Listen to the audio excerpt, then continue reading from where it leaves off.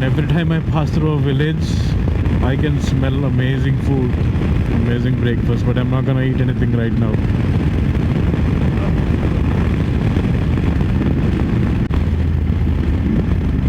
Okay, we are getting to the Koil Fort Road. If anybody knows why this is called Koil like, is this derived from the Koyla, the bird? I don't know. Piggies and their piglets. No, that's not the way. No.